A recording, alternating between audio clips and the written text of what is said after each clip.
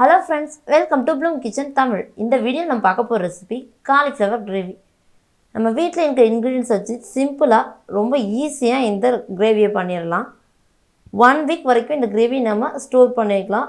எதுவும் ஆகாது, ரொம்ப நல்லா இருக்கும் இதோட டேஸ்ட். இது எப்படி செய்யணும்னு பார்க்கலாம் வாங்க. நான் 1 கப் 200 கிராம் காலிஃப்ளவர் கிட்ட எடுத்துர்க்கேன். இந்த மாதிரி சின்னதா எடுத்து க்ளீன் பண்ணி வச்சிருக்கேன்.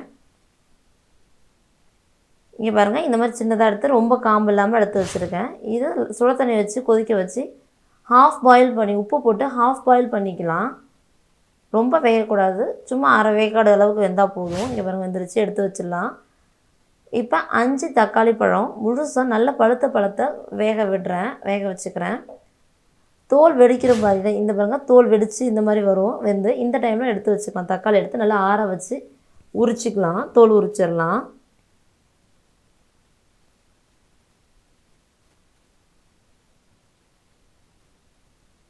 பாருங்கள், எல்லா தக்காளியும் நம்ம தோல் உரிச்சாச்சு. இதை மிக்சியில் போட்டு நல்லா டொமேட்டோ பியூரியாக எடுத்துகிட்டு வந்துடலாம். தண்ணியை அதிகம் சேர்க்க மாட்டோம். இதில் கொஞ்சமாக எண்ணெய், அந்த காலிஃப்ளவரை அரை வேக்காடு வேக வச்சுருக்க காலிஃப்ளவரை பொரித்து எடுத்துக்கலாம். இதில்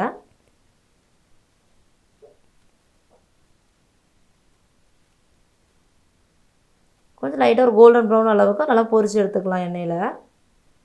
அதிகமாக முழுகிற அளவுக்கு எண்ணெய் ஊற்ற வேணாம், சும்மா நல்லா மெதுவாக வர அளவுக்கு எண்ணெய் ஊற்றினா போதும். இங்கே பாருங்கள், எல்லாமே கோல்டன் ப்ரௌனுக்கு வந்துருச்சு.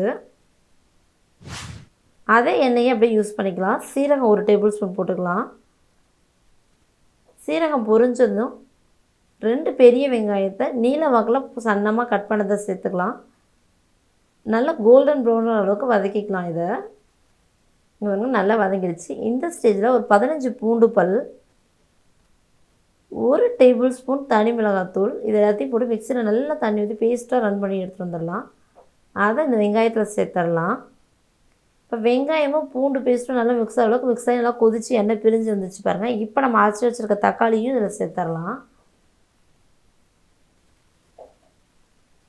தேவையான அளவு உப்பு போட்டுருக்கு போகலாம். இப்போது நல்லா மிக்ஸ் பண்ணிவிட்டு எண்ணெய் பிரிஞ்சு வரும். நம்ம கொஞ்சம் எண்ணெய் கூட தான் சேர்த்துக்கணும். இதுக்கு பூண்டு காரம் அதிகமாக இருக்குன்றதுக்காக கொஞ்சோண்டு வெல்லம் சேர்த்துக்கலாம். இது ஒரு நல்ல ஸ்வீட் டேஸ்ட் கொடுக்கும்.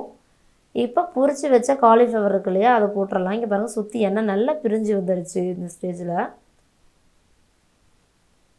ஒரு நல்லா இந்த காலிஃப்ளவரோட 2-3 நிமிஷம் கொதிச்சா போதும். திரும்பி எண்ணெய் வந்துடுச்சு பாருங்கள். நம்மளோட காலிஃப்ளவர் கிரேவி ரெடி. ரொம்ப ஈஸியாக சிம்பிளாக பண்ணிடலாம். 1 வீக் வரைக்கும் ஸ்டோர் பண்ணிக்கலாம். நம்ம வெளியில் எங்கே வேணால் எடுத்துகிட்டு போகலாம், வீணாகாது, கெட்டு போகாது. ஏன்னா நம்ம தண்ணியே சேர்க்காமல் இதை பண்ணியிருக்கோம். இந்த ரெசிபி நீங்கள் ட்ரை பண்ணி பாருங்கள். சப்பாத்திக்கு செமையான சைட் டிஷ் இது. இந்த ரெசிபி உங்களுக்கு பிடிச்சிருந்துச்சுன்னா ப்ளூம் கிச்சன் தமிழுக்கு சப்ஸ்கிரைப் பண்ணுங்கள்.